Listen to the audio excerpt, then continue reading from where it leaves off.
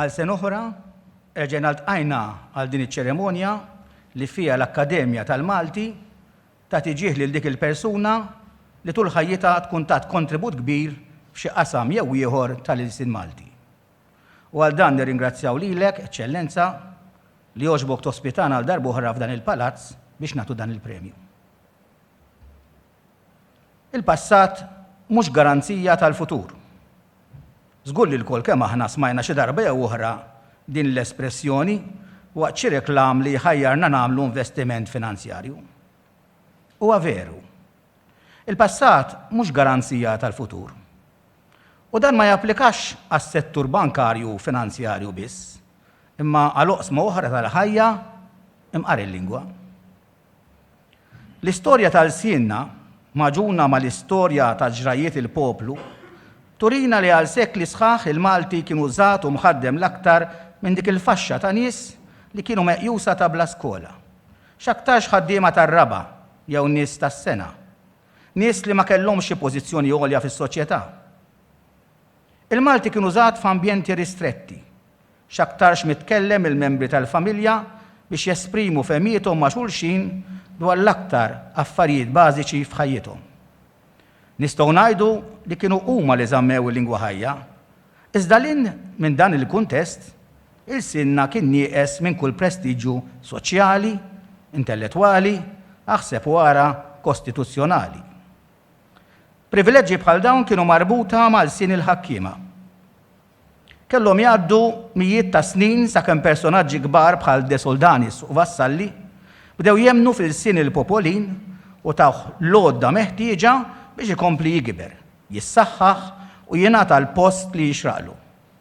Kienu propju nies bħal dawn li bdew iqisu l-sien il-poplu kif jistqar Vassalli fid-diskorsu preliminare bħala dak l-element importanti li jibdel liċ-ċittadin fi bniedem iċ-ċivilizzat. Għax il-kultura tal-lingwa materna hi meħtieġa qabel xejn għall-edukazzjoni. L-oġġett ewlieni li għandu jfittex li jikseb in-nazzjon għaliex fuqha jiddependi l-ġid komuni tal-poplu. Huwa proprju għalhekk li fistedina Vassalli iwissi li l-bniedem li ma jafx jaqra u jikteb bil-sienu ma jistax iwieżen lilu nnifsu. Għax li tkun taf tesprimi ruħek sew bil-sienek huwa ta' vantaġġ u benefiċċju kbir għalik u għas-soċjetà li tgħix fiha. Huwa proprju għalhekk li ftit wara fl-istess kitba Vassalli jkompli jgħid li hawn nikkwota. Malli taqra u tikteb bil-sienek, tħossok minnu fih titenna u bħalli kieku tistembaħ billi tiftaħ għajnejk u tara dawl ġdid, dinja oħra, fejn tara u tilmaħ tajjeb, tifhem u tiem u tista' tixtar kollox minnu fih u minnek innifsek. Oħrajn segwew il-passi ta' dawn il-personaġġi kbar, fosthom insemmu lil Gian Anton Vassallo, Napoleon Taliaferro, Giuseppe Muscatat-Soppardi, Alfons Maria Gallia u Manuel Magri. Bis-saħħa tal-kitbiet letterarji tagħhom komplew isaħħu l-Malti, ituh aktar prestiġju u juru li bil-sienna stajt tesprimi l-aktar sentimenti qawwija u ħsibijiet profondi u fuq kollox juru kemm kienu żbaljati Keenan u Julian li fl-1880 kienu qisu l-Malti bħala djalett Arbi korrott li ma kienx tajjeb biex jinkiteb u li minħabba fekk kellu jiġi sostitwit mill-Arbi klassiku fl-iskejjel. Il-kitbiet letterarji komplew jiżdiedu, iżda kienet jonqos element meħtieġ komuni fihom, element importanti ferm għall-iżvilupp u l-prestiġju tal-lingwa. Alfabett u regoli tal-ortografija maqbula minn kulħadd. Kien dan il-kuntest li wassal għat-twelid tal-Akkademja tal-Malti u kien propju fl-14 ta' Novembru 1920 li wara sejħa li għamel is-Sur Ċik Saver Karwana, l-Għaqda tal-Kittiba tal-Malti, illum magħrufa bħala l-Akkademja tal-Malti, għażlet kummissjoni biex tagħmel abbozz ta' alfabett bil-għan li jintuża minn kulħadd kif ukoll rapport fuq ir-regoli tal-kitba Maltija. L-alfabett tlesta sena wara, sewwa sew 100 sena ilu. Dan kien jum importanti għax bis-saħħa ta' dawn l-eliem li kellhom jibdew jintużaw minn dawk li xtaqu jikbu bil-Malti u bis-saħħa tar-regoli tal-kitba nfassla mis-Sur Nin Cremona u s-Sur Gian Vassallo u stampati 3 snin wara fi ktieb li għadu jservi ta' bażi għal-kitba bil-Malti, tarif fuq il-kitba Maltija, il-sienna kellu jibda jinkiteb b'mod uniformi. Dan mhux ftit biex ikompli jinfirex b'aktar ħeffa, iżda wkoll biex jiżdied il-prestiġju tiegħu, prestiġju li kompla jikber meta fl-1934 din l-ortografija tal-Għaqda saret l-ortografija uffiċjali tal-Gvern. Prestiġju li s-saħħaħ meta l-sienna rebaħ id-dritt li jibda jintuża fl-ogħla istituzzjonijiet tal-pajjiż.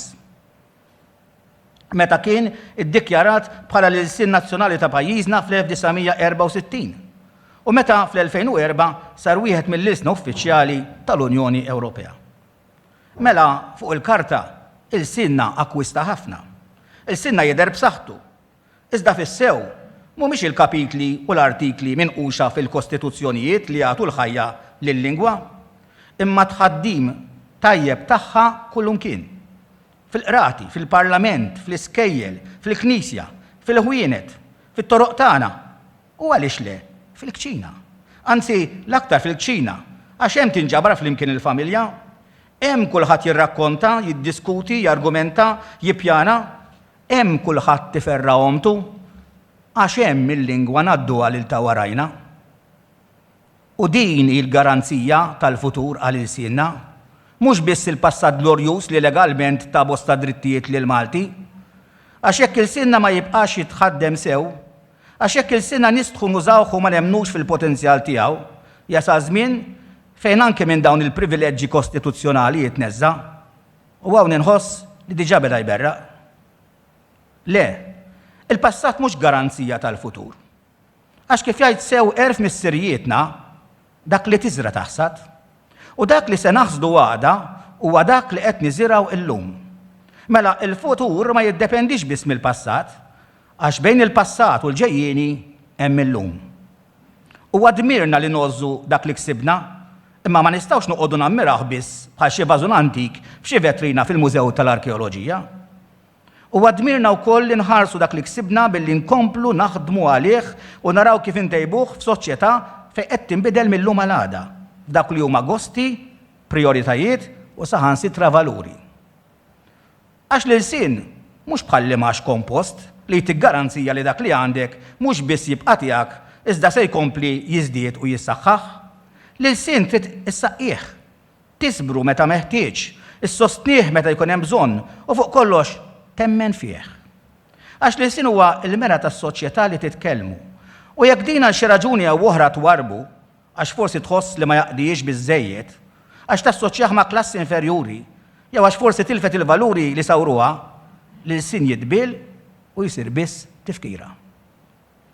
Huwa sewwa sew f'dan id-dawl li l-Akkademja tal-Malti bdiet tagħti dan il-premju prestiġjuż li min ikun iddistingwa ruħu b'ħidma tul ħajtu favur il-lingwa jew il-letteratura Maltija.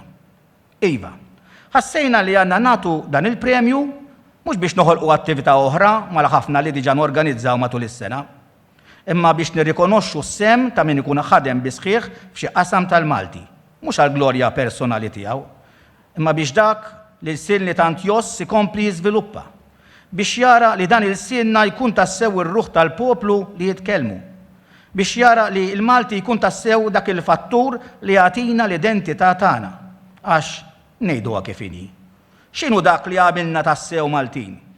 Il-ħitan tas-sejjieħ, il-ftira biż-żejt u l-bigilla, id-daq tal-banda u l-murtali, jew l-insin uniku tagħna li bih nesprimu x-xewqat, il-ħsibijiet, l-emozzjonijiet u l-ambizzjonijiet tagħna, l-insin li jista' jaqdina fil-funzjonijiet kollha tal-ħajja jekk nemmnu tassew fih.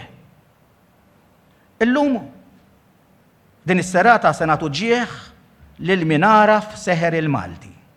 Ħabbu, studjah bir-reqqa, stinka biex jippromovih u għalmu b'entużjażmu li ma bħalu u mingħajr daqq ta' trombi.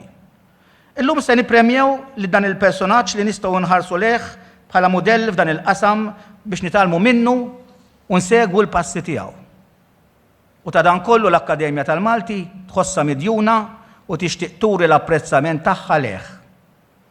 U għalhekk il-pjaċir tiegħi nħabbar li l-premju ġieħ l-Akkademja tal-Malti għal din is-sena se jingħata lill-Professur Manuel Mifsud.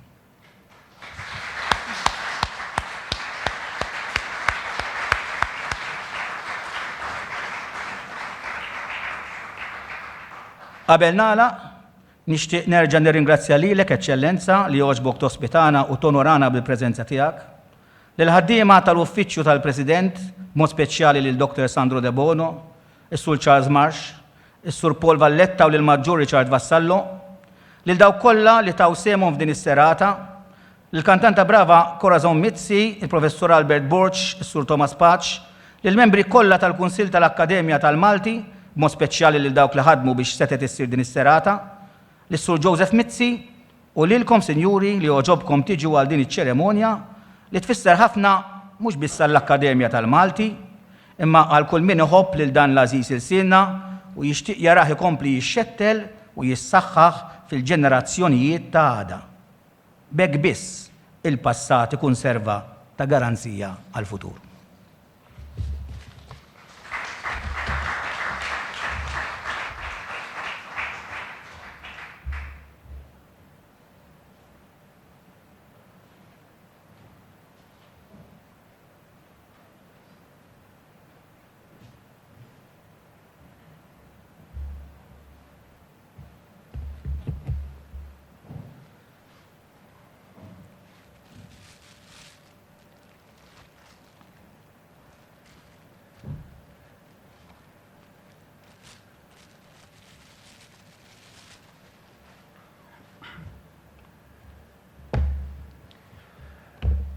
Eccellenza, Signora Vella, Sinjuri, dan ix-xogħol ma jagħmlekx sinjur. Sija twal, esaġerati, ta' ħidma li jissarfu fi ftit paġni ta' kitba biex ikunu jistgħu jifhmuk biss dawk li jaqsmu miegħek l-istess interess u l-istess imħabba s-suġġett. L-oħrajn jaħsbuk miġnun, imma inti tfittex u tfittex sakemm mill-komplessità u l-konfużjoni jirnexxielek toħroġ is-sistema moħbija qisha biċċa metall ileq imsaffi mill-blat li fih kien midfun. X'inhu l-għana? X'inhuma l-flus? Fejn is-sodisfazzjon li tħoss bidritt sagrosant meta xogħolok irendilek riżultat bħal dan. Kellek muntanja quddiemek u minflok dort magħha, minflok tlajta kollha sal-quċċata nett, minkejja lejja, minkejja l-qtieħ il-qalb u hemm stampajt il-marka tiegħek hawn jien wasalt. Il-mara tiegħu taħfirli jekk ninsisti li l-ewwel imħabba ta' Manwel kien il-sien Art twelidu. Din rrid inbenġilha ftit għax issa se nisimgħu l-Manwel jgħidilha kemm għandha għajnejha sbieħ. Din l-imħabba baqa' lejali leha tul dawn is-snin kollha. Kemm meta kien bnazzi imma wisq iżjed meta kien mal-temp feroċi. U rrid jitkixxef dwarha din il-lingwa, jitgħallem dejjem iżjed dwar min verament hi, iż-sbuħija tagħha u l-limitazzjonijiet tagħha wkoll, fejn kienet b'saħħitha u fejn kienet dgħajfa. X'inhuma dawk l-elementi li jagħmluha verament min hi. U mhux isir jafa dejjem aħjar biss, imma jħaddimha wkoll biex tidher fil-ġmiel u l-majestrija kollha tagħha. Sa minn żmien l-ewwel kors universitarju tiegħu mal-professur Aquilina, intebaħ bl-orizzont vast li minnu twilet il-Malti, proċess kważi millenarju moħbi fil-ġuf tas-sekli. U meta mar jistudja Ruma, ħejja ruħu għal vjaġġ ta' esplorazzjoni li għalih kellu jiddedika il-parti l-kbira ta' ħajtu. L-istudju tas-semitistika komparattiva mal-mibki professur Sabatino Moscati, l-istudju approfondit tal-Arbi mal-professur Francesco Gabrieli u l-lingwistika romanza li jimbagħad tant kellu jisfrutta fix-xogħol tiegħu fuq il-Malti. L-ewwel intrapriża kbira tiegħu fl-istudju tal-sinna kif inhu magħruf kien ix-xogħol fuq il-lessikografija. Minkejja r-riskju li xi ħadd jitħajjar jagħmilli libel, ngħid b'wiċċi minn quddiem għax kont ċut ta' dak li se nistqar, Manwel huwa l-awtur materjali tad-dizzjonarju ta' Aquilina. Rajtu b'għajnejja għal snin sħaħ bil-qiegħda ma' skrivanija b'kaxxi interminabbli ta' cards, bil-paċenzja kollha u perseveranza li ma bħala jelenka kull kelma u joħroġ il-kelmiet relatati magħha kif ukoll is-sensi differenti skont il-kuntest. Min jaf kemm il-darba l-attenzjoni tiegħu għad-dettall, l-arfin majestrali tiegħu tal-lingwa u l-preparazzjoni akkademika tiegħu skansaw lill-awtur uffiċjali tad-dizzjonarju minn xi żelqa żelqun. Lura l-università, wara assenza ta' ftit snin minħabba ċirkostanzi, flimkien sawwarna l-programm ġdid tal-Istudju Lingwistiku tal-Malti fid-Dipartiment tal-Malti, fih dan il-Fakoltà tal-Arti, biex jiġi stabbilit il-bilanċ bejn id-deskrizzjoni tal-Malti kif inhu u l-proċessi li waslu għat-twelid u l-iżvilupp tiegħu. U hawnhekk timbet direzzjoni oħra f'ħidmietu, il-Malti bħala organizmu wieħed u integru li fl-iżvilupp tiegħu xorob minn ejjun differenti u għaġinhom flimkien. Mhux biss l-Arbi dialettali, imma wkoll l-Isqalli u iktar tard it-Taljan u l-Ingliż. U dan fil-kuntest ta' soċjetà ta' kelliema bil-ħtiġijiet komunikattivi kollha tagħha.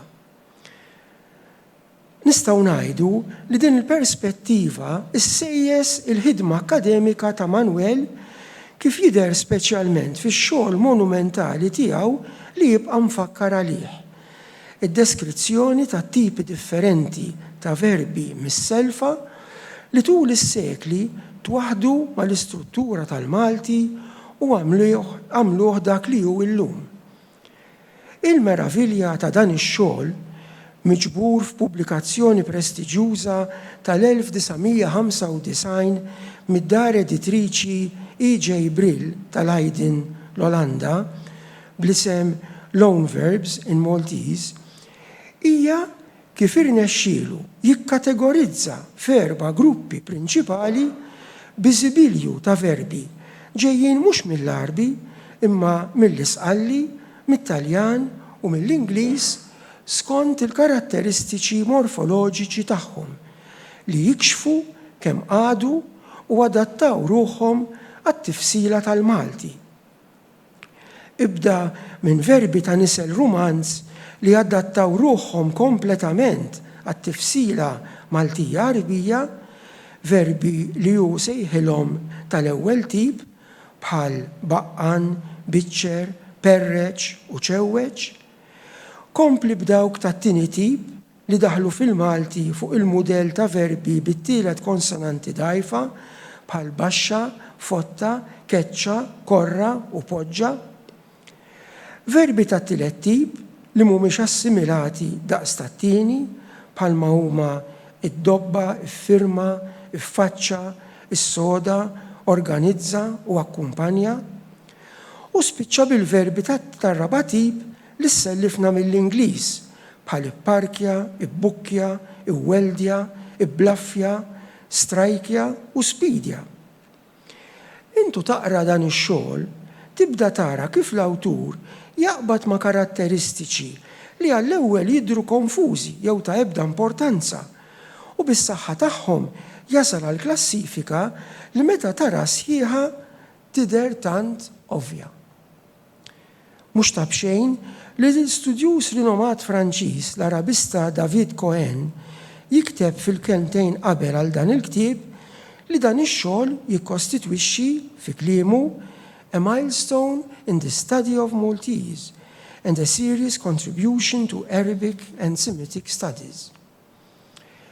Din il-perspettiva li nistgħu nqabbluha ma' kif naraw organizmu ħaj li jikber u jiżviluppa u jassimila minn kull fejn jista' materjali biex ikompli jimmatura u jadatta ruħu għal ħtiġijiet tal-mument, niltaqgħu magħha wkoll fi studji oħra li ppreżenta Manuel f'konferenzi internazzjonali jew li sottometta għal pubblikazzjoni f'journals awtorevoli internazzjonali. Studji oħra li jinvolvu l-verb, the weak final conjugation in the Semitic component of Maltese, u loan verbs in Maltese, a Romance Arabic crossbreed. Studji dwar xi aspetti tekniċi tan-nom, internal pluralization in Maltese, Maltese object marking in a Mediterranean context li ktibna flimkien, imma l-oriġinali, a noun adjective opposition in some Maltese word classes of Romance origin, u the collective in Maltese. Kif ukoll studji iktar ġenerali bħal the productivity of Arabic in Maltese, an assessment through select features, u word formation in Maltese, dan tal-aħħar miktub flimkien ma' Joseph Brinkat.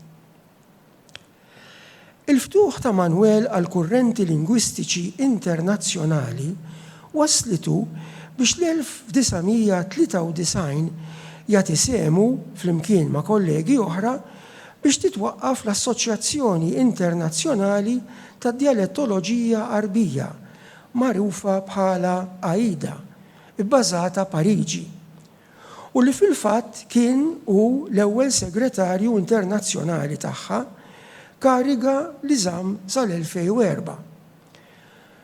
Aspett importanti tax-xogħol ta' din l-għaqda huwa l-organizzazzjoni ta' konferenza internazzjonali kull sentejn biex l-istudjużi f'dan il-qasam ikunu jistgħu jiltaqgħu ma' xulxin u jaqsmu flimkien il-frott tar-riċerka tagħhom.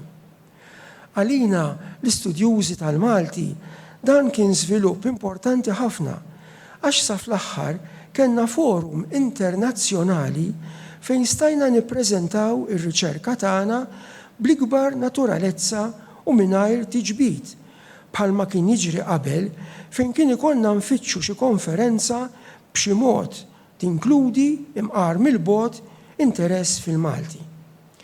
Fil-fatt, fl-1998 Manuel irnexxielu ilaqqa l-konferenza f'Malta b'suċċess kbir, tant li xi membri għadhom jikkwutaw din l-esperjenza bħala mudell ta' organizzazzjoni fejn kollox mexa ħarir. Frott tal-preparazzjoni metikoluża ta' Manuel li ma kien ħalla xejn jiġri b'kombinazzjoni. L-interess ta' Manuel fil-Malti bħala lingwa ħajja li bija jesprimi ruħu poplu sħiħ waslitu biex flimkien nidħlu għal biċċa xogħol li kienet tinvolvi sfida verament diffiċli. Xogħol li eventwalment ġbarnieh fi ktieb ippubblikat mill-Kunsill tal-Ewropa bl-isem Fuq l-Għadba tal-Malti. F'dan l-eżerċizzju kellna niddeċidu dak kollu mill-Malti li jrid ikun jaf stranġir biex kun jista' jqatta' sena jgħix Malta u jikkomunika bil-Malti. Kellna nħarsu lejn il-Malti mhux minn lenti strettament grammatikali, imma aktar mill-lat komunikattiv. Din il-perspettiva għalmitna ħafna dwar il-sinna li lanqas biss konna konxi tiegħu. Ngħidu aħna, flok jgħidu jekk jogħġbok, ħafna drabi il-Maltin jużaw espressjonijiet alternattivi, bħal pereżempju sellifu li naqra dan il-ktieb. Kien ta' sodisfazzjon kbira lina li dan il-volum ħa postu ma' pubblikazzjonijiet oħra ta' mparu li kienu jinvolvu lingwi kbar bħalma hu l-Ingliż, il-Franċiż, il-Ġermaniż, it-Taljan u r-Russu. Akademiku impenjat ma jistax jillimita ruħu għall-istudju biss fis-sens strett tal-kelma. L-imħabba lil sinna u l-istudju ta' kif issawwar waslu lil Manuel biex interessa ruħu wkoll fil-kwistjoni tas-sem li għandu jkollu l-sin nazzjonali fil-ħajja ta' kuljum tal-komunità. U pubblika wkoll studji f'dan il-qasam. L-sin Malti illum għada, Malta a Linguistic Profile, il-pożizzjoni tal-Malti f'Malta li ktibna flimkien u id-don tal-ilsna lejn politika lingwistika multilingwa. Imma dan l-interess ma baqax biss fuq il-karta, għax flimkien involvejna ruħna fi sforzi kbar biex il-ħolma li kenna li jitwaqqaf il-Kunsill Nazzjonali tal-Malti naraw għas-seħħ u bekk pajjiżna jkollu l-awtorità lingwistika tiegħu bħal m'għandhom il-maġġoranza tal-pajjiżi Ewropej. Tkellem minn hawn u mbotta minn hemm ġie kostitwit il-Bord tal-Malti li kellu jipprepara t-triq għat-twaqqif tal-Kunsill. Kien ta' sodisfazzjon kbir ħafna għalina li l-istess esperti ġew maħtura ripetutament f'dan il-bord minn xejn inqas minn 3 amministrazzjonijiet differenti. Sa ma lesta ir-rakkomandazzjonijiet tiegħu li eventwalment saru liġi li biha b'mod unanimu twaqqaf il-Kunsill Nazzjonali tal-Malti mill-Parlament Malti. Kienet ħaġa kompletament naturali u inkontestata li l-ewwel President tal-Kunsill kellu jkun Manuel. Din il-kariga okkupa mill-2005 sal-2013. Ħabrek b'iltu kollha mhux biss biex jiżviluppa x-xogħol ta' din l-entità l-ġdida fid-dawl ta' dak li kienet titlob minnu l-liġi li waqfitu, imma fuq kollox biex jaqgħad fi sforz komuni l-entitajiet kollha li b'xi mod jaħdmu favur il-Malti. Frott ta' din il-ħolma li saret realtà, illum ma ġbaqa pika vojta bejn dawn l-entitajiet kollha, imma kulħadd jaħdem bil-qalb f'armonija sħiħa u b'rispett reċiproku fil-qasam li jikkonċernah iktar mill-viċin. Bħala President, Manuel ħassib ukoll ir-relazzjonijiet internazzjonali tal-Kunsill mal-Federazzjoni Ewropea tal-Istituzzjonijiet Nazzjonali għal-Lingwa, magħrufa bħala EFNIL. Mhux biss billi l-Kunsill issieħeb formalment ma' din il-Federazzjoni, imma anki billi membri tal-Kunsill jipparteċipaw regolarment fil-konferenzi internazzjonali li torganizza b'tema speċifika kull darba.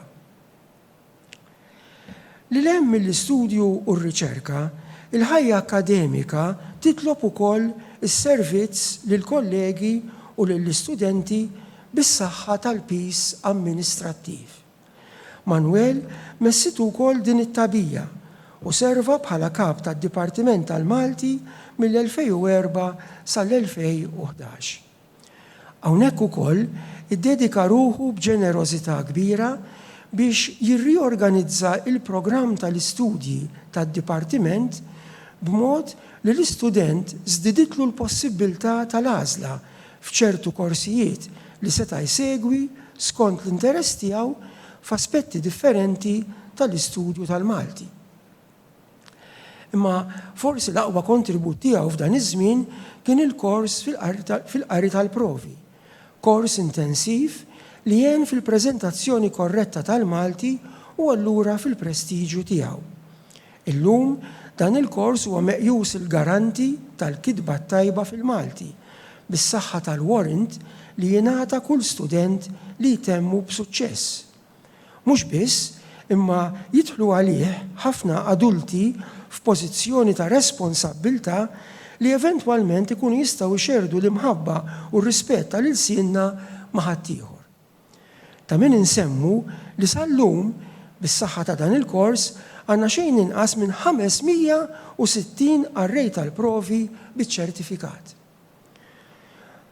Bħala kap tad-Dipartiment, Manuel ukoll appoġġa bisħieħ it-twaqqif fl-2007 tal-Għaqda Internazzjonali tal-Lingwistika Maltija, bisħab bejn id-Dipartiment tal-Lingwistika fl-Università ta' Bremen, il-Ġermanja, u d-Dipartiment tal-Malti u l-Istitut tal-Lingwistika fl-Università tagħna.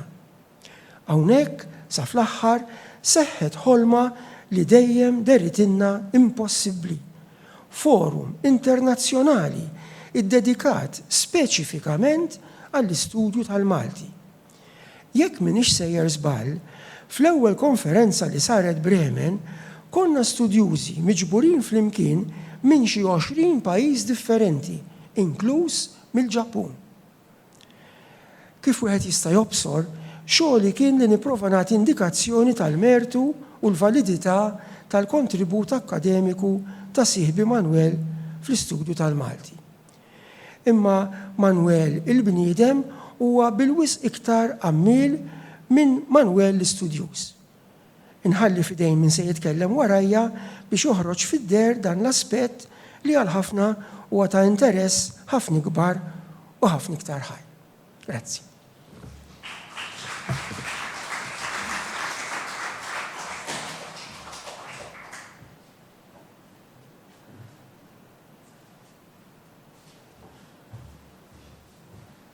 Issa jmiss il-mument tal-investitura, tal-medalja, nistiden lilek eċċellenza, jekk jogħġbok, biex toħroġ hawnhekk, u lill-Professur Manuel Mifsud biex jieħu dak li ħaqqu.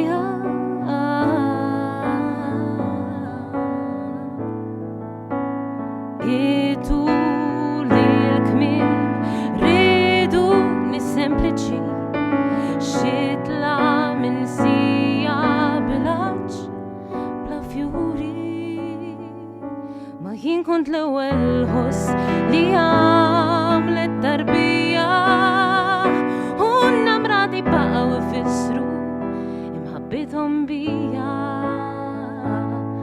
Fil-ħanut tat-te mal-bigil l-ewwel galletti servu l-varjanti u d-dialetti fil-pjazzez fuq ix-xogħol kulħadd jitkellem sewwa bl-aktar il-sin li ħosta ġewwa fejn tidħol il-qalb steżwa it-teorija u bin-nar ibaqbaq il-kliem isir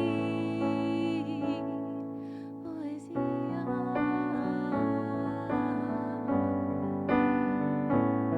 Poeżija. U fil-ħanut tat-te mal-bigil l-ewwel galletti servu l-varjanti u d-dialetti fil-pjazzez fuq ix-xogħol kulħadd jitkellem sewwa bl-aktar il-sin li ħosta ġewwa fejn tidħol il-qalb x'teżwa it-teorija u bin-nar ibaqbaq il-kliem isir poeżija.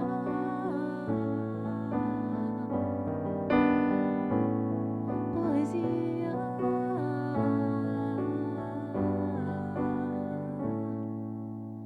Poeżija.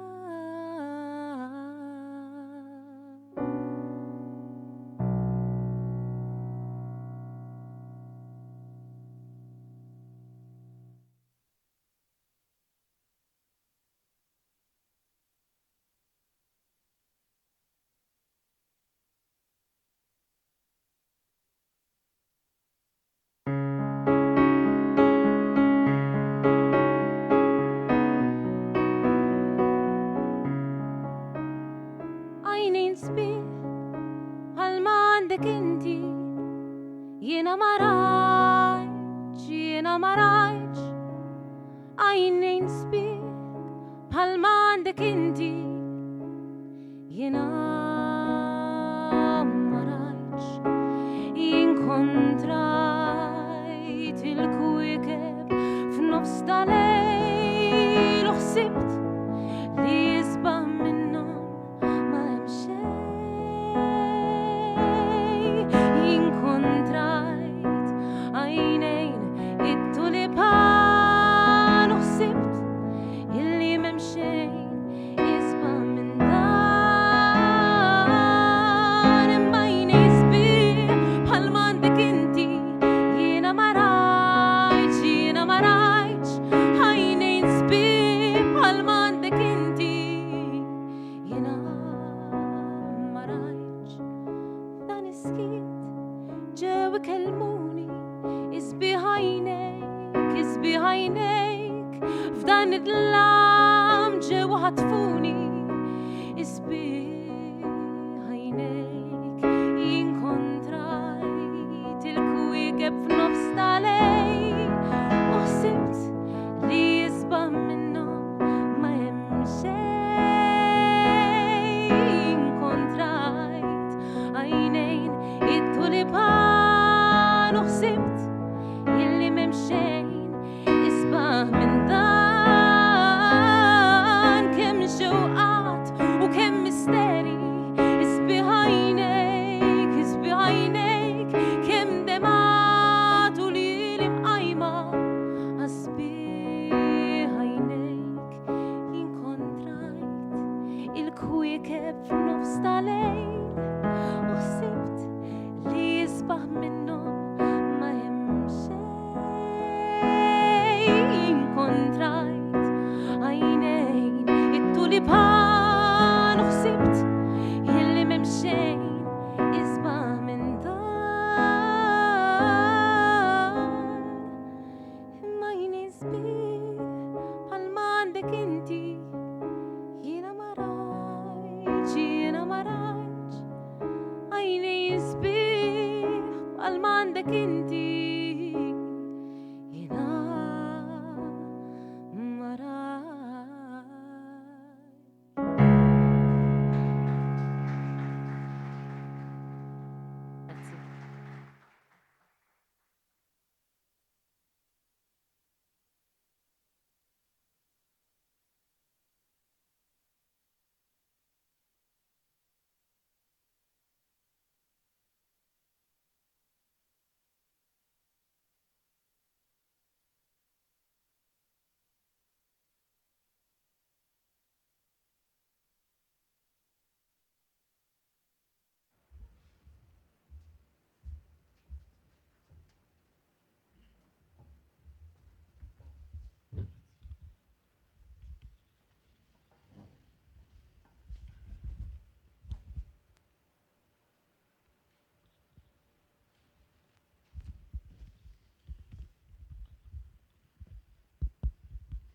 Thomas, qabel ma nibdew, nixtieq nagħmel kentejn jiena għaliex diġà smajna ħafna tifħil fuqi iktar milli jixraqli u mid-dera inti mħejji għal iktar. Il-xogħol tiegħi kien jinvolvi ħafna nies. U tajjeb ngħid illi qatt ma ħdimt waħdi u li dan l-unur kbir li qed ittuni llum inħoss li jixraq li biss jekk miegħi indaħħal lil ħafna nies illi ħadmu miegħi. Jiena ġibt miegħi hawnhekk 4 versi tal-poeta Bertolt Brecht li kont qlibt mill-Ġermaniż tiegħu. Alessandro Zazuh rebaħ l-Indja imma waħdu, Cesare eleb il-Galli possibbli ma kellhom jew lanqas kok. Filippu ta' Spanja beka meta jerqitlu l-flotta. Tejt u biss kien beka. Issa jiena ma għamilt l-ebda konkwista kbira u l-ebda rebħa. Imma nieħu dawn il-versi biex juru kemm huwa importanti li aħna naħdmu flimkien, li nħossu ruħna flimkien. U għalhekk nixtieq nirringrazzja. Qabel xejn nirringrazzja l-Akkademja tal-Malti, il-membri tagħha, illi oġobhom jażlu lili għal dan l-onur, il-Kunsill, lill-Eċċellenza tiegħu illi oġbu jospitana hawnhekk u li tani dan il-ġieħ. Imma naħseb il-ringrazzjamenti tiegħi għandhom imorru naqra iktar il-bot. Għaliex jiena nħossna ferħanin, ix-xurtjati anzi, aħna li twelidna familja kbira. Għax dik nemmen li tippreparana diġà miċ-ċokon għax-xogħol tagħna fis-soċjetà. U hawnhekk allura jiġu mill-ewwel f'moħħi missieri u ommi, nies mill-iktar sempliċi, ngħixu paga waħda ta' missieri, infermier, illi tawna mhux biss l-għajnuna kollha tagħhom biex studjajna kemm xtaqna, imma ħafna prinċipji tajbin ta' kif naqsmu bejnietna, ta' kif ma nistħux mill-livell tagħna ta' nies foqra li konna, ta' dak li hu essenzjali verament fil-ħajja u tawni fuq kollox din l-imħabba lill-insim Malti.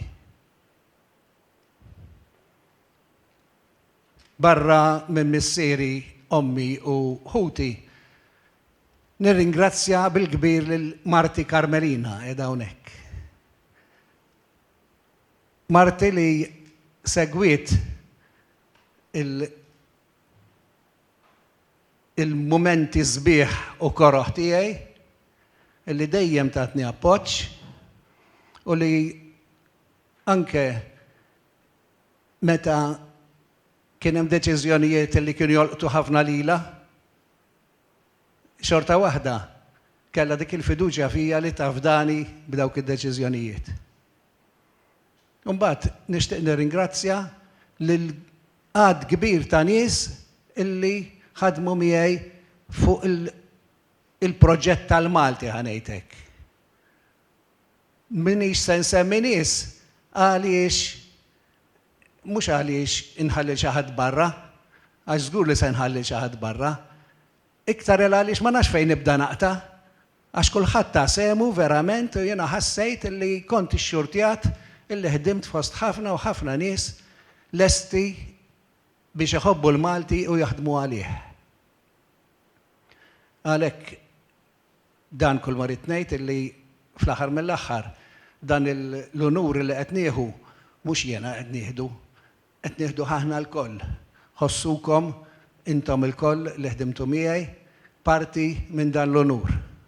Jiena forsi kont kultant insertajt fir-ras tat-tmexxija tiegħu, imma kulħadd fuq il-vapur huwa meħtieġ u x-xogħol tiegħu huwa importanti biex il-vapur jasal fil-post.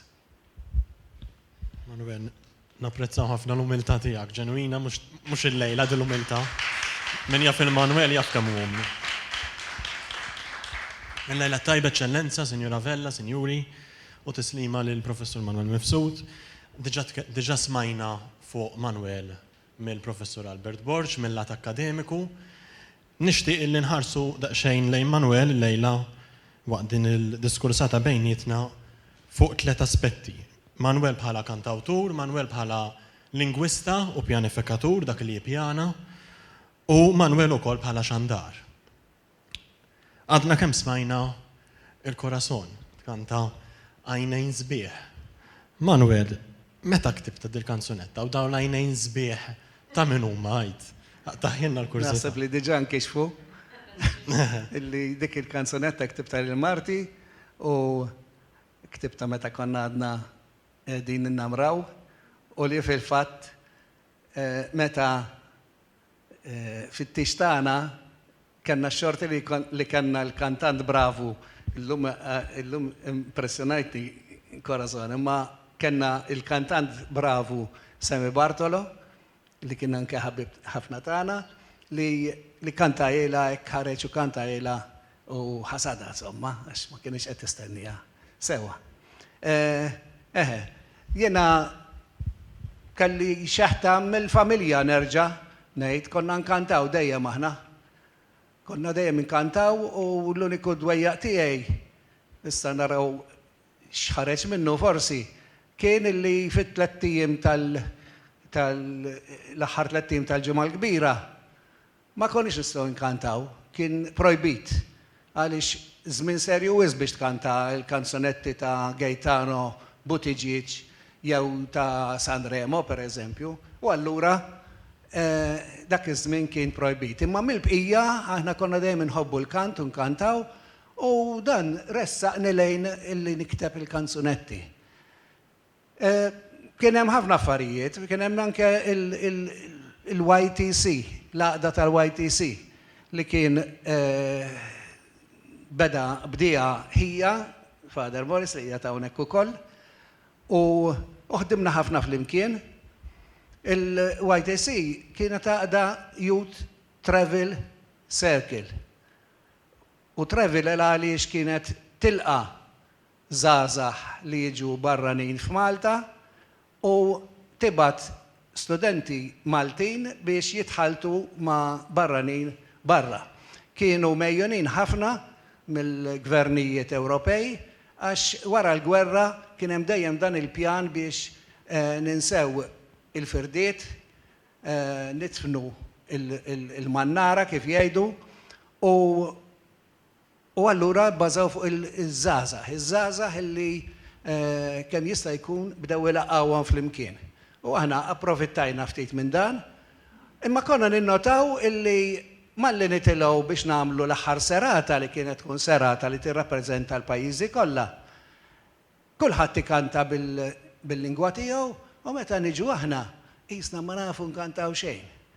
U jiena dejjem imxejt ma' dak il-prinċipju jekk l-oħrajn għandhom aħna inqas mill-oħrajn. Jekk aħna daqsxejn inqas mill-oħrajn, nagħmlu xi ħaġa biex inkunu bħall-oħrajn.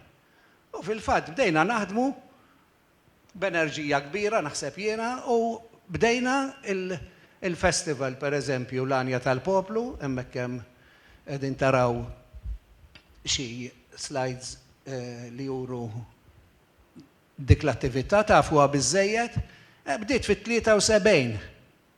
Jiġifieri ilha madwar 40 sena wara. 40 sena, iktar minn 40 sena. Ekku, u kull tinsewx illi kull festival ikun hemm madwar finali, ikun hemm madwar 15 kanzunetta, jiena għamilt kalkolu sibt illi fuq 600 kanzunetta nkitbu, kollha bil-Malti, kollha attenti kemm jista' jkun għal-lirika, U dan kien naħseb jiena proġett li għen ħafna li anke l-kanzunetta Maltija. Illum għandna kanzunetti u mill-istess festival ħarġu nies u trawmu nies, anke Corazon naħseb jiena u veru tqis li għenita. Ekku, minn hemm bdejt. Ekku, ġifieri aħna il-pjaċir tagħna li naraw dan il-ġid qiegħed isir. Biċċa xogħol oħra importanti u magħrufa għad tanfittxija ħafna l-opera folk ikun li trid int.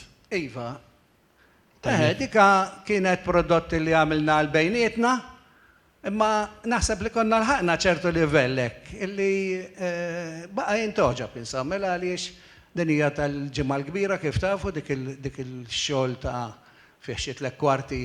U konna li fih għamilna l-istorja tal-ġimgħa l-kbira u għaliex l-din. Għax kif semmejtilkom, kont niddejjaq jiena ma nistax inkanta u dejjem ġofija kien hemm il-mistoqsija. Għaliex ma tkantax fil-moment tad-dwejja? Tkanta d-dwejja tiegħek.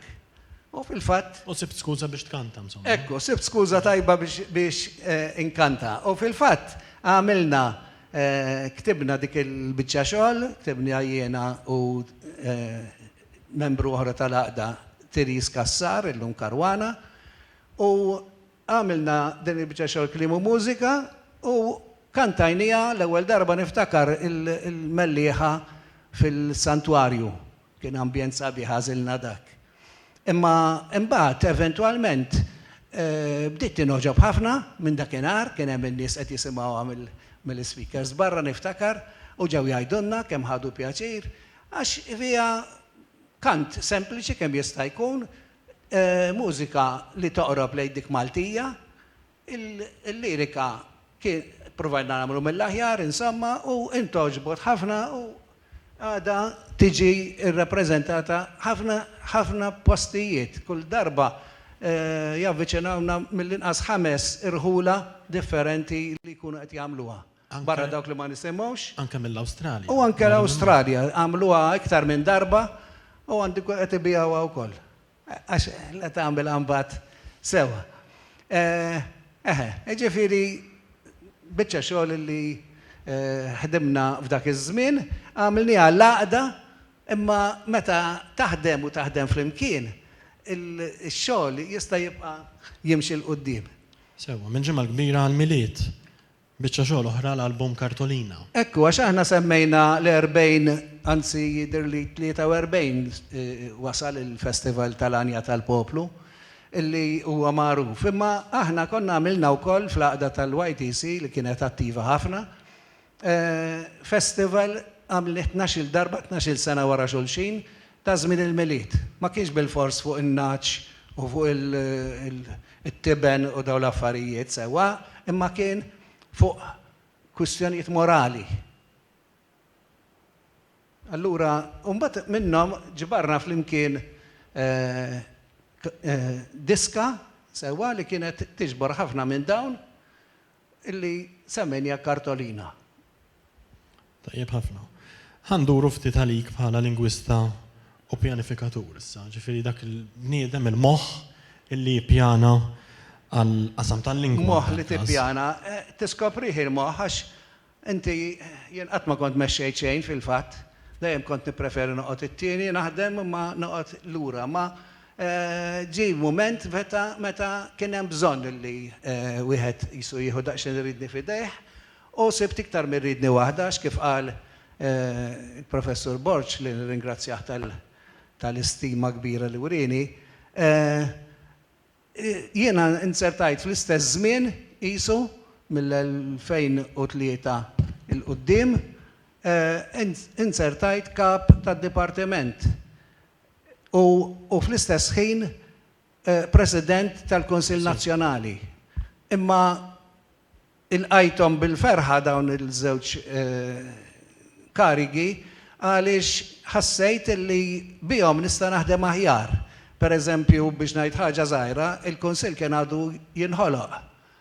U nafu aħna l-isfiduċja li jkun hemm fuq l-affarijiet ġodda ngħidu iva ġejja għaqda ġdida tal-Malti. U allura tintija ċertu livell ċertu prestiġju. U dan għamiltu billi għamilna numru ta' proġetti u ta' korsijiet illi kienu maħdumin bejn id-Dipartiment tal-Malti u il-Konsill. U bekk allura kulħadd beda jħares lejn il-Konsill iktar bħala xi ħaġa li hija ta' livell akademiku. Tajjeb ngħid ukoll illi kien hemm diffikultajiet biex nagħmlu l-Kunsill anke mill-akkademja għaliex bl-ikbar intenzjoni tajba xi wħud bdew jgħidu imma allura l-akkademja se tispiċċa issa diġà jaqda kontra l-akkademja.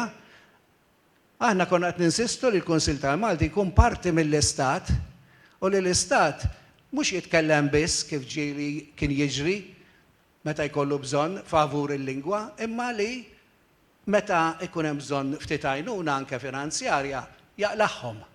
Sewwa, ġifieri li juri bidder il-support tiegħu, l-appoġġ tiegħu. U allura kien hemm ftit ta' dubju dwar dan minnaħa anke tal-Akkademja ta' xi għaqdiet oħrajn, imma għall-grazzja t'Alla meta beda jaħdem ftemna ħafna, kulħadd fem l-iskop li kien hemm u fil-fatt kulħadd illum qiegħed jaħdem ħafna flimkien kif qal Albert. Anzi minn dak iż-żmien lem nistgħu ngħidu li l-inkwiet kollu li forsi kien qisu se jitħabbar ma wasalniex għalih. Għall-grazzja t'Alla. Inkompli mal-qed tajt inti anke l-President tal-Kunsill huwa nominat mill-Akkademja. Ekku. L-Akkademja stess għandha rappreżentant fil-Kunsill, ġifieri dik ukoll. Dik hija xhieda ta' kemm ma kien hemm l-ebda qatt, l-ebda ħsieb illi bil-Kunsill titkisser xi għada, anzi hi għandha żewġ saqajn qisha persuna nara jiena li sserraħ sewwa fuq l-Akkademja tal-Malti li l-eqdem għaqda u l-iktar prestiġjuża u fuq il-siq l-oħra tpoġġi fuq id-Dipartiment tal-Malti li huwa l-Akkademja tal-Istudju tal-Malti. Hawnhekk qegħdin naraw xi pubblikazzjonijiet tal-Kunsill, l-isem tal-Munita Ewro pereżempju naħseb L-isem tal-Munita Ewro li kienet kmieni meta dak illum daħlet attivitajiet oħra fuq edukazzjoni u fuq affarijiet oħra ekku. Tajjeb. Naturalment il-vantaġġ kbir ta' dak it-tqanqil tal-Kunsill kien anke il-liġi tal-Malti li għadha hemmhekk ovvjament li ġiet ivvutata ġiet milquha mill-Parlament kollu mingħajr l-ebda unanimament insomma u li għadha hemmhekk u li tagħti saħħa iktar tispelli dawk iż-żewġ sentenzi sempliċi li għandna fil-Kostituzzjoni. Il-kors ta' qari tal-profi. Iva, dejjem kont inħoss, jiena niftakar kien jolqotni il-motto ta' għaqda li kien jisimha Christophers, illi kien jgħidu aħjar mhux tisħet id-dalma, imma ixel imqar xema. U kien isir ħafna tgergir u bir-raġun illi il-Malti kien jiġi miktub ħażin u nafu li għalkemm il-kidba ta' lingwa mhix l-iktar ħaġa essenzjali, imma fl-istess ħin l-ewwel ma tik online u l-ewwel ma tolqtok hija hi. U jekk tara t-taħwit fiha, inti mhux se jkollok rispett lejn dik il-lingwa. U allura provajna naħdmu biex nagħmlu kors, jien dejjem nitkellem fil-plural għax verament, mod naturali toħroġ hekk għax jien ma għamilt xejn speċjali li ħdimt ma' dawn in-nies, dawn il-ħbieb wara kull fejn inħares, ħbieb li ħadmu miegħi. U qed nieħu pjaċir qed nieħdu dan l-unur flimkien. U għall-grazzja t'Alla jien niftakar meta proponejtu lill-Università l-ewwel darba, ġifieri 17-il sena ilu, qalu li imma inti konvint li se jkollok 15-il persuna, 15 għamlu li minimu biex tidħol għal dan il-kors fuq l-ortografija tal-Malti, għettilhom jiena l-futur ma nafux. Għettilhom ma naħseb li kollha. Dak id-darba kellna 45 li kienet risposta biżżejjed u bqajna mixjin u dejjem il-livell kien ikun madwar 40, daqsxejn iktar jew daqsxejn inqas, imma ejja ngħiduha, il-pandemija li kulħadd qed jisħeta, aħna bereknija xi ftit għax illum dawk in-nies li huma tinsewx ħaddiema maturi li ikunu qegħdin jaħdmu l-ġurnata kollha, meta jirritornaw għall-inqas qegħdin ma jqogħdux jerġgħu joħorġu fit-traffiku jħallu l-familja.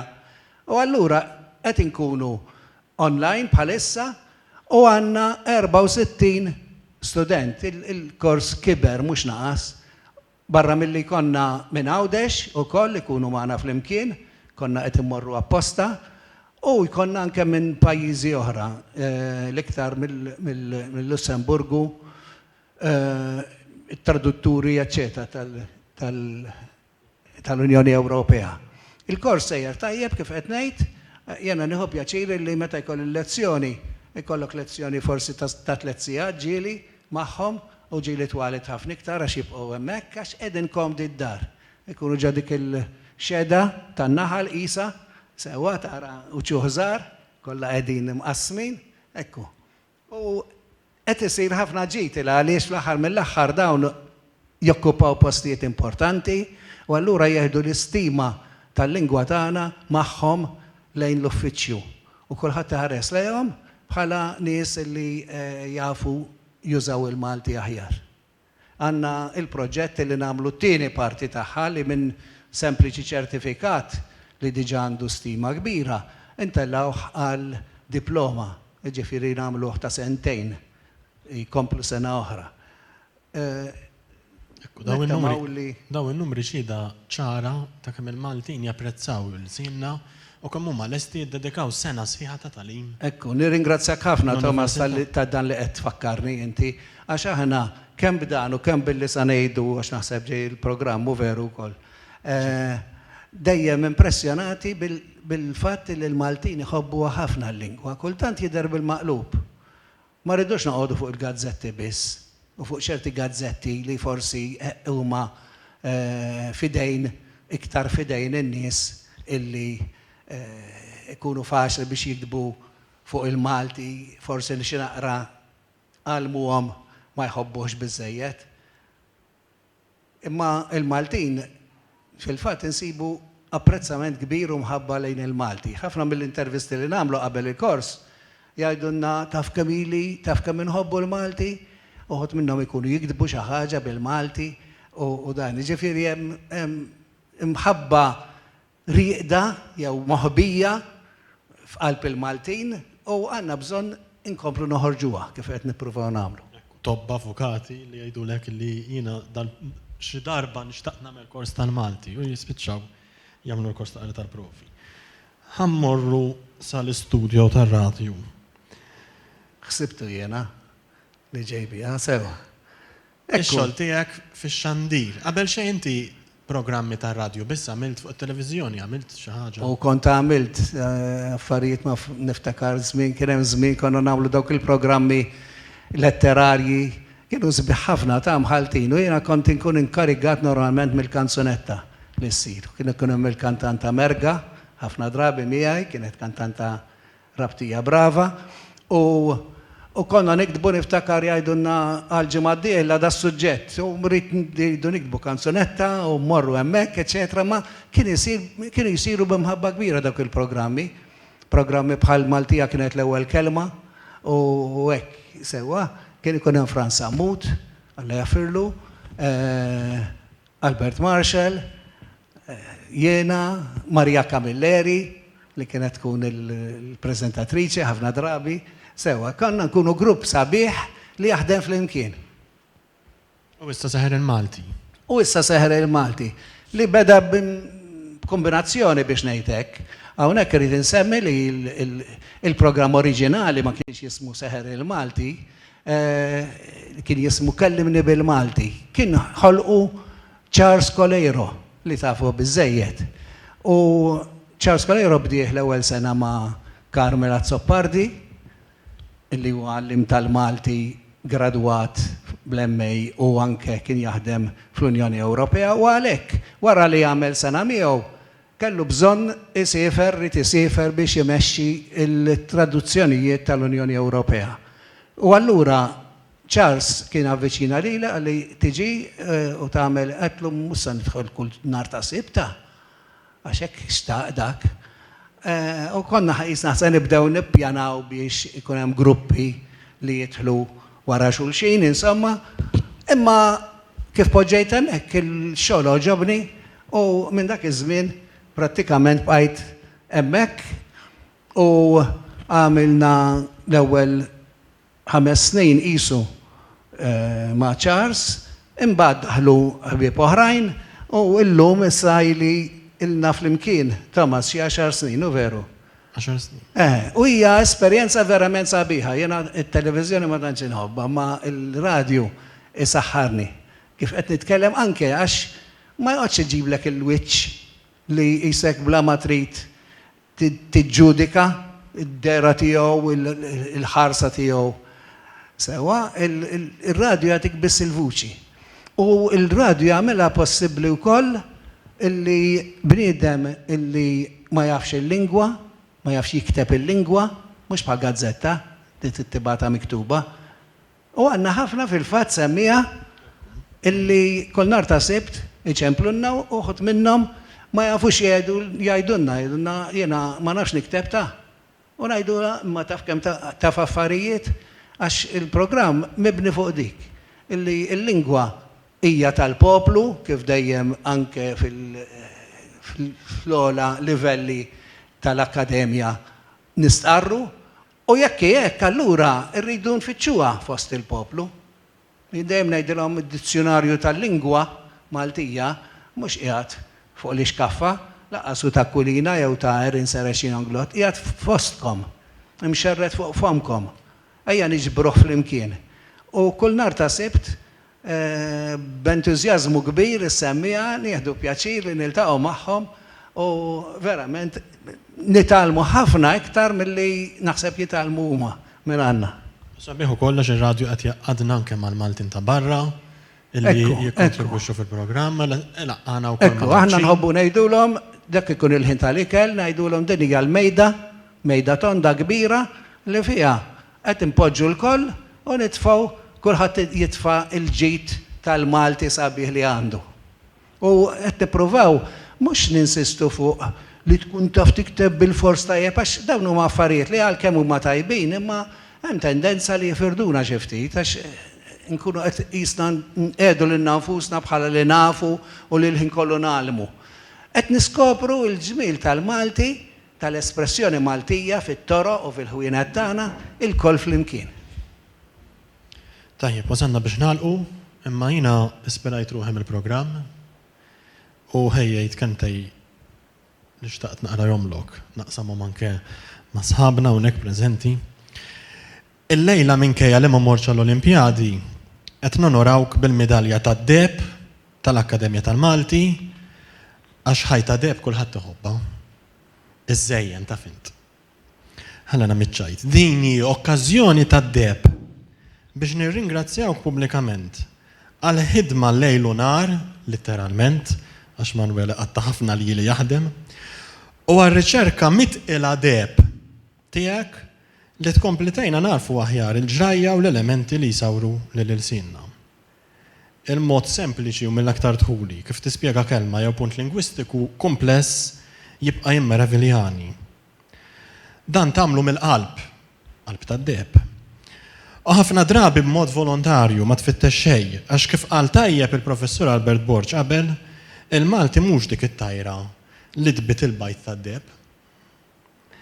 B'dak li għamilt meta kont tmexxi d-Dipartiment tal-Malti u l-Kunsill tal-Malti, iż-żmien tad-deb tiegħek, rawimt fija l-ewwel wieħed ġibda akbar lejn is-seħer tal-Sienna, waqlas, u lejn il-ħidma b'risq il-ħarsien u l-iżvilupp san tal-lingwa nazzjonali. Jiġi f'moħħi l-klim tad-deb tiegħek bil-kelma tajba, għax tasal biex sa anke l-far toħroġ mitqajba. Bekk innisru l-kuxjenza ħelu fuq l-użu tħaddim tajjeb tal-Malti, suġġett li jisħaq ħafna fuq ukoll l-eċċellenza tiegħu. Nista' nimmaġina kif qed ħossok il-lejla, Manuel, għax naf li dawn l-unuri ma jagħmlux bik. Inti tħobb tgħix fil-ħemda. Biżżejjed meta tindirizzak prof, tkun pront tgħid lil dak li jkun li inti Manwel u tibqa' tinsistilu li inti Manwel sa ma dak jinsa t-titlu tiegħek u jibda jsejjaħlek bismek. Insomma, lanqas jekk iddebek ma tħalli l-min isejjaħlek prof. Aħjar nieqafaw biex ma nar jgħidli li mhux kull ma jleqdeb. U għandna suġġett ieħor għall-programm, id-deb u żmontor. Grazzi ħafna.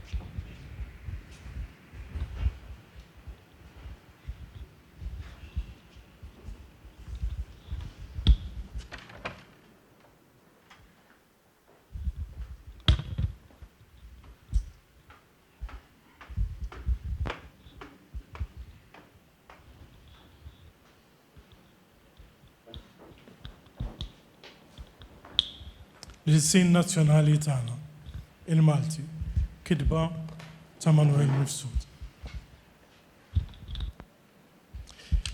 Il-Malti għamel passi kbar il-qudiem. Rebaħ ir-rikonoxximent sħiħ tas-soċjetà Maltija u daħal tista' tgħid fl-oqsma kollha tal-ħajja. Il-letteratura Maltija komplet twarrad b'għadd dejjem ikbar ta' kittiba żgħażagħ tajbin li għajnuha tiġġedded kull wieħed skont żmienu. Il-pubblikazzjonijiet bil-Malti kotru u żdiedu wkoll għaqdiet li jaħdmu b'risq il-Malti. L-istudju tal-lingwa tagħna qed narawh jaqbad toroq u ferat ġodda u bekk jimxi mal-istudju ta' ilsna oħra barranin. Dan qed isir mhux biss mill-Maltin, imma wkoll minn ħafna studjużi barranin li qegħdin jarfu x'minjera ta' tarif lingwistiku fih dan il-Malti tagħna u kemm jista' jiswa lill-istudji tal-lingwi oħrajn fid-dinja. Illum, meta tħares lura lejn it-triq twila li mexa l-poplu Malti u tfixkil li jeleb biex rebaħ l-għarfien tal-identità u tal-sin nazzjonali tagħna, ma tistax ma tifhimx kemm importanti u għażiż għalina dan l-sien. Għax hu l-sien li mexa magħna din it-triq kollha sa mill-qedem u li wassalna rebbieħin sar-rikonoxximent tagħna bħala poplu ħieles.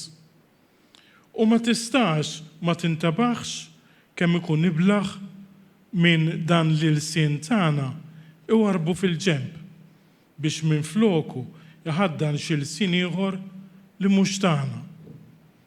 U dan qed ngħidu għax b'xorta ħażina illum hawn uħud minn uħudna l-Maltin li mogħmijin fehmiet żbaljati għadhom ikkasbru l-kultura ta' artna u jqisu l-sin Malti bħala elm ta' mistħija.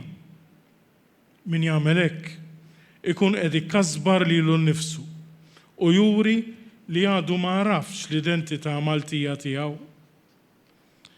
Issib ukoll minnu tal-fema li f'pajjiżna il-Malti u l-Ingliż qegħdin fi ġlieda bejniethom. Min minnhom jinfirex l-iktar binkejja tal-ieħor. Min jaħseb hekk għadu ma fehmx il-ġid li qed joffrilna il-bilingwiżmu tagħna. Hawn Malta, il-Malti u l-Ingliż mhumiex f'kompetizzjoni. Aħna għandna xorti li nistgħu nesprimu ruħna mill-inqas b'żewġ ilsna. Għandna l-Malti li hu il-leħen nazzjonali għax fih tinġabar u tesprimi ruħha l-identità tagħna, imbagħad għandna l-Ingliż li għaqadna mad-dinja, il-sin internazzjonali imfittex minn bosta popli oħra li ma jipposseduhx bħalna.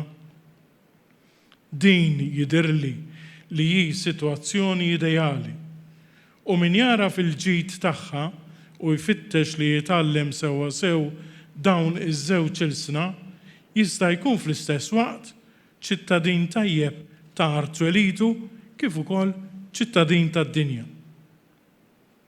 Hemm ukoll min jgħidlek li la darba l-Malti ma tistax tinqeda bih il-barra mixtut żgħar tagħna. Ikun wisq aħjar li titgħallem l-Ingliż, anzi l-Ingliż biss, għax bih tista' tikkomunika ma' miljuni kbar ta' nies mid-dinja kollha. Dan hu argument qadim ħafna li llum ma jagħmilx ġieħ lil min itennieh għax għalkemm l-ewwel funzjoni tal-lingwa ili tikkomunika l-idejat. Illum ix-xjenza lingwistika tallimna li l-lingwa għandha funzjoni oħra importanti, dik li turi l-identità tal-kelliem u r-rabta tiegħu mad-dinja ta' madwaru. U sakemm nibqgħu poplu b'identità għalina, l-ebda lingwa oħra ma tista' tfisser ir-ruħ Maltija tagħna hekk tajjeb daqs din il-lingwa tagħna. Hemm drawwa ħażin oħra. Drawwa ħażin oħra li xterdet ġmiela fostna u hija dik li xi wħud fi kliemhom iħaltu l-Malti bl-Ingliż u l-Ingliż bil-Malti bla kontroll ta' xejn u bla l-ġiem. Wieħed irid jiftakar li jekk is-self minn ilsna oħra bil-qies u skont il-ħtieġa isebbaħ u jġeddet il-Malti, it-taħlid bla bżonn u bla l-ġliem fil-lingwa la jagħmel ġid lil-Malti u lanqas lil min jitkellmu. Anzi, l-akbar ħsara jġarraba huwa stess. Għax flok jikseb ħakma xierqa fuq iż-żewġ ilsna, il-Malti u l-Ingliż, jispiċċa li ma jkollu l-ħila jitkellem bl-ebda wieħed minnhom għax jibda jlaqlaq u jeħel u jerġa' jaqa' fl-istess taħwit. Imma jekk dawn li semmejt huma idejat u drawwiet żbaljati, hemm iktar imqarqa u ħsara soċjali hija fehma l-oħra li l-Malti huwa il-sien tal-baxxi. Min jitkellem bl-Ingliż f'Malta jaħseb li għandu jitqies aktar pulit u ta' klassi għolja. Min jaħseb u jimxi hekk ikun qabel xejn qed jagħmel l-ikbar abbuż mill-lingwa. Għax flok mezz ta' komunikazzjoni u għaqda fost l-aħwa Maltin ikun qiegħed jirrendi għodda biex joħloq firda soċjali li ma teżistix. Imma aktar minn hekk ikun qed juri li jaħseb x'jaħseb hu għadu lura bil-bosta għax għadu maħkum minn idejat servili u koloniali li l-poplu Malti issa ilu snin twal li ħeles minnhom. Għalhekk hija tassew ħasra li tisma' xi ġenituri jkellmu lil uliedhom bl-Ingliż u jċaħduhom minn il-sien arthom din l-art li tagħhom b'mirt u bid-dritt. U bekk itellawhom barranin fl-art twelidhom li tisma' bejjieħ kultant f'ħanut ikellmek bl-Ingliż biex bħal fatta ikun polit miegħek u tixtri minn għandu. Jew li tara avviż uffiċjali mibgħutin minn Maltin għal Maltin u miktubin bl-Ingliż biss li tkun taf li hawn skejjel li jgħallmu lill-istudenti Maltin avdati f'idejhom kif itwerru u jiddieħku bil-kultura u l-sin ta' arthom. U hawn knejjes fejn il-qudies kollu għal Maltin isir bl-Ingliż flok bil-Malti kontra x-xewqa tal-Knisja nnifisha. U li f'Malta ħielsa hawn ambjenti magħluqa fejn jekk titkellem bil-Malti u tur il tapprezza wirt artek bil-kemm ma jgħaddux biż-żmien jew fissru bħala wieħed iffissat u għadu lura. Dawn huma sintomi koroħ ta' marda soċjali li għandha naħdmu l-kol flimkien biex inwarbuha. Aħna l-Maltin li nħobbu l-artna u nirrispettaw lilna nfusna. Ma rridux li dak li hu tagħna li missirijietna fadlulna matul sekli ta' tbatija kbira jitberbaq u jinsterqilna f'temp ta' sija. Ma rridux li dak li tħabatna tant biex ksibnieh l-identità tagħna nkunu aħna stess li nħarbtuha u nħarbtuha f'mument ta' bluha. Se nikbru u se nikdbu u se nibżaw għal ġid li sibna u se nżiduh u se norqmuh.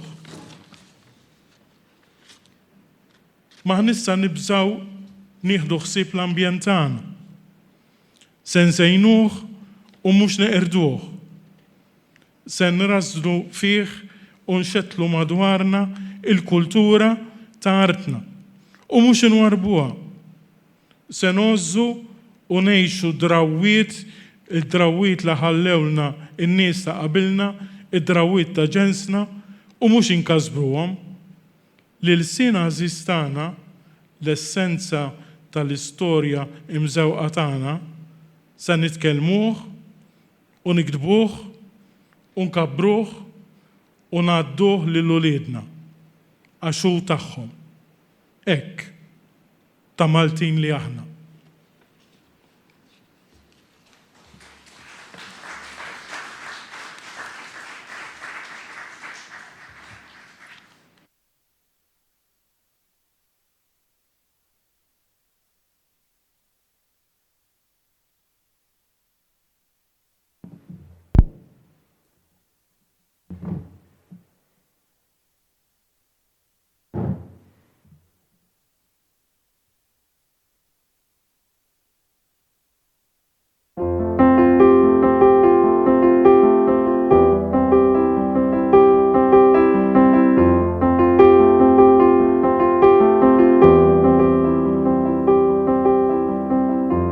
Maħbubin minn wara l-ħġiġ,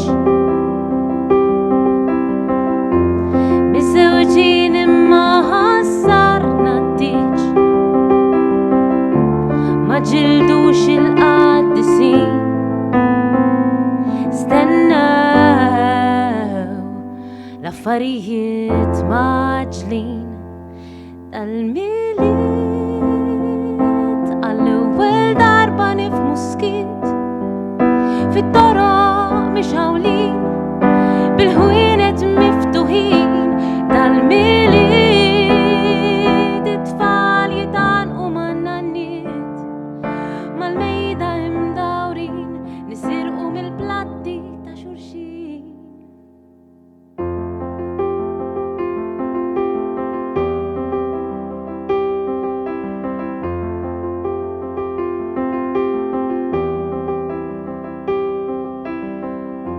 Pjazzet svojt dabbaħ fl-ibliet, fuq l-imwejjed qedu s-siġġijiet u erġajna sibna l-ħin. Gawdew l-irkejjen minn sin tal-miliet għall-ewwel darba nifhmu skit fit-toroq mixawlin bil-ħwienet miftuħin tal-miliet. It-tfal jitanqu man-nanniet mal-mejda imdawrin nisirqu mill-platti ta' xulxin. Għexna wisq minn wara l-iskrin, skoprejna il-kumpless fis-sempliċità. Ħelna kollox u ridna in-normalità. X'jiswa l-grad soċjali il-ħaddim l-intellettwali intbaħna li tassew kulħadd ugwali dal-miliet għall-ewwel darba nifhmu skiet fit-toroq mixawlin bil-ħwienet miftuħin dal-miliet it-tfal jitanqu man-nanniet mal-mejda imdawrin nisirqu mill-platti ta' xurxin għexna wisq minn wara l-iskrin tallimna l-bżonn ta' xurxin għexna wisq minn wara l-iskrin tallimna l-bżonn ta' xurxin.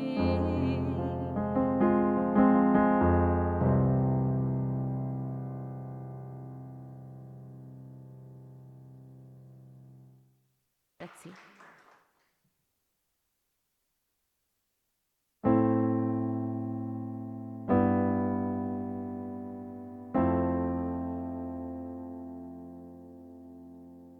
Naf xejn min kien Mikiel Anton Vassalli kien Malti bħalek li qatt ma rid iħalli lil-martu f'idejn il-furbani lil-qartu f'idejn il-barrani għaliex kien Malti tassew għaliex kien raġel tassew għax kien iħobbhom tassew bil-lejl binar jitħabat kien Vassalli għax f'rasu kellu ħsieb li qatt ma jfalli jisbaħ jum illi l-Maltin ikunu ħilsa u maqudin għal-Malta isbaħ tassew għal-Malta ħilsa tassew Malta Maltija tassew missierietna qamu għal-Vassalli ħajruh li kien ġakbin u kellu jħalli l-art li ħabb u ma rfitux poplu l-sir li ma femux għax kien imdawwal tassew fost nies imdalma tassew kien għadu kmieni tassew ma slaten barranin bla xejn mistħija u s-sostnalijiet li Malta tkun Maltija u bil-sinna ta' Maltin ridna kollha maqudin ħankunu poplu tassew li jaħseb rasu tassew li fassal triqtu tassew illum għaddiet il-ħakma barranija ninsabu l-kol ħelsin f'Malta Maltija imma laqda bejn xurxin għada nisa fil-Maltin għax għalkemm ħilsa tassew maħniex maquda tassew maħniex Maltija tassew tal-lejl fil-ħolm iltqajt mal-kbir Vassalli li bleħen ta' ċanfir ġie fuqi u qalli għaliex għadkom mifrudin ma tafux li sar il-ħin li tkunu ħilsa tassew tkunu maquda tassew tkunu Maltija tassew tassew tassew.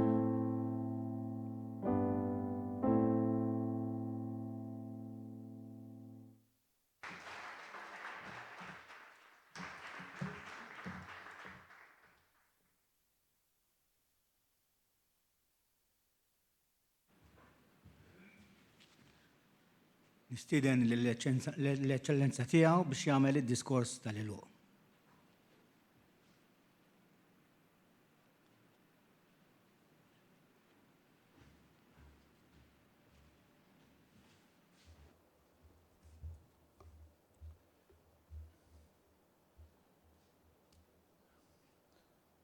Lejla tajba l-kulħadd. Dr. George Farrugia, President tal-Akademja tal-Malti, Sinjuri, Dr. Luis Gallia. Nibgħet nselmilkom u nilqalkom għal din il-lejla hawnhekk ġewwa Sant'Anton. Nisar li l-Prof. Manuel Mifsud ma nafux daqskemm tafu intom li taħdmu f'dan il-qasam. Però nista' nassigurakom li wara dak kollu li smajt il-lejla, l-intervista li għamel u l-kliem li ntqal fuqu, naħseb li naf xi ħaġa fuq dal-persuna. Ix-xogħlijiet tiegħu lista twila ta' pubblikazzjonijiet, studji u kontribuzzjonijiet li ħejja u ħadem fuqhom huma xhieda tal-kwalitajiet u tal-kapaċitajiet tal-Professur Mifsud. Għaliex dawn huma spiss marbutin mal-khidma tiegħu bħala lingwista. Kif għattu inkom stess, Professur Mifsud illum il-ġurnata huwa meqjus bħala veteran f'dan il-qasam. Jiena ma ħoss li għandi noqgħod nerġa' nirrepeti dak kollu li diġà smajt illejla dwar ħidmietu. Però xtaqt minflok naqsam magħkom ftit sibijiet dwar dak li jmur lil minn dak li jista' jitqies bħala strettament intellettwali jew inkella akademiku. Minflok se nitkellem dwar dak li hu aktar rep il-poplu u kif diġà tkellimna u semmejna l-sien mitkellem tiegħu. Il-kif u għaliex il-sien jagħti tifsira u sura li sibijietna fil-waqt li jevoka xbijat u metafori illi wieħed jista' jesprimihom faċilità kbira. Hawnhekk il-Prof. Mifsud ta' kontribut importanti ħafna. Eżempju ċar ta' kif ħidmet lingwista bħal maw Prof. Mifsud jista' jħalli l-frott tant mixtieq meta tmiss bħall-ambjent u l-imkejjen fejn titħaddem il-lingwa. Kontribut tiegħu jista' jinġabar ukoll fl-lista twila fejn tidħol l-espressjoni kreattiva popolari bħal huma kif semma tajjeb il-kanzonetti Maltin u anki dan il-poeżiji li qegħdin nisimgħu kantati tant kapaċità mill-kantanta Corazon. Ippermettu li naqsam magħkom kumment li laqatna ħafna u li nnutajt hekk kif ġiet f'idejja il-komunikazzjoni ta' Prof. Mifsud fit-tħejjel dawn il-ftit noti osra li għamilt għal da diskors tiegħi l-lejla. Fin-nota li introduċi l-biografija tiegħu u l-lista twila ta' proġetti u impenji matul il-karriera tiegħu, il-Prof. Mifsud jistqar li minkejja l-lista twila ta' pubblikazzjonijiet li ġib ismu u l-proġetti li jsemmi ma baqax lura kif għamel anke hawnhekk milli jirringrazzja lil dawk kollha li ħadmu miegħu. U hawnhekk hija xhieda tal-umiltà.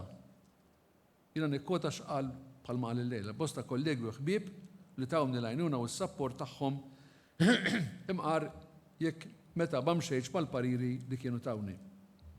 Nerġa' ngħid din hija xhieda ta' eċċellenza ta' nies li ngħidu minn quddiem li juru kemm ikunu kbar meta jiċċekkru b'dan il-mod.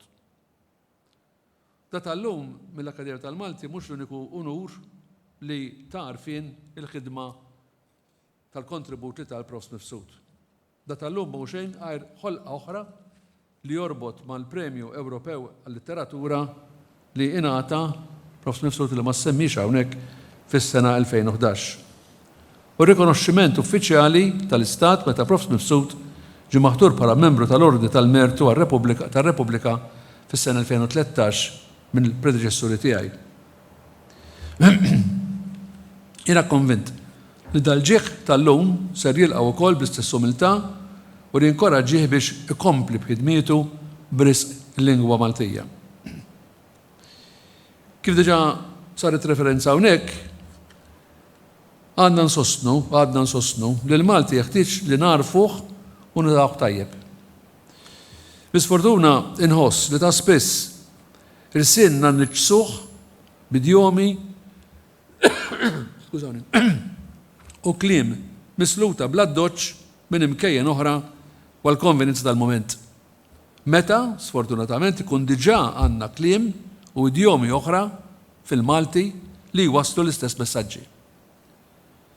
Spiss ġustifikaw dal-argument tal-bżonn tal-bilingwiżmu li pajjiżna tant jeħtieġ u li għandu biex ikun gburi, Meta nażlu tifsiriet, ġbijat u metafori laqajla jagħmlu sens fil-kuntest Malti. Nitfaxxu għan mal-art, ndendel iż-żarbun. Dan huma metafori li japplikaw f'lingwi oħra però ma jagħmlu sens fil-Malti. Għaseb wara kemm għandhom jiġu aċċettati das li kienu kieku xejn ma hu xejn. Tidbit Professur bħal għallim tad-dinamika tat-taħlit fl-irsin Malti, il-morfoloġija storika tal-Malti, għandha tixprunana biex nagħmlu dak kollu possibbli biex irsienna nożżuh u narfuh u narfu nużawh meta u kif ikun xieraq. Jien iġri nkomplu bil-ħidma biex il-poplu tagħna jaraf juża rsienu sewwa. U hekk is-Sur Paċi għamel referenza għaliex jaf li ilha ħafna nagħmel enfasi u nitkellem biex nur ix-xewqa li mhux kif intqal propju ankissa mhux nużaw il-Malti għaskapitu tal-lingwi oħra tal-Ingliż, min titkellem l-Ingliż jitkellmu. Però jien dejjem sostnejt li nagħmlu l-kampanja ħalli ikun hemm l-użu tajjeb tal-Malti. Ħafna drabi nisimgħu il-Malti sfrakassat, imkisser u ma jkunx il-Malti li wieħed jippiċir jisma'. Jeħtieġ inkabbru l-għoża li għandu jkollna lejn parti tant essenzjali minn dik li l-inna jagħmilna Maltin. Jiena nawgura li l-ħidma tkompli biex dan il-legat ma jkunx biss mument marbut ma' rikonoxximent ta' ħidma li sekket diġà b'tant impenn, iżda wkoll il-punt ta' tluq għall-impenn dejjem favur il-sinna. Ringrazzjakom. Grazzi.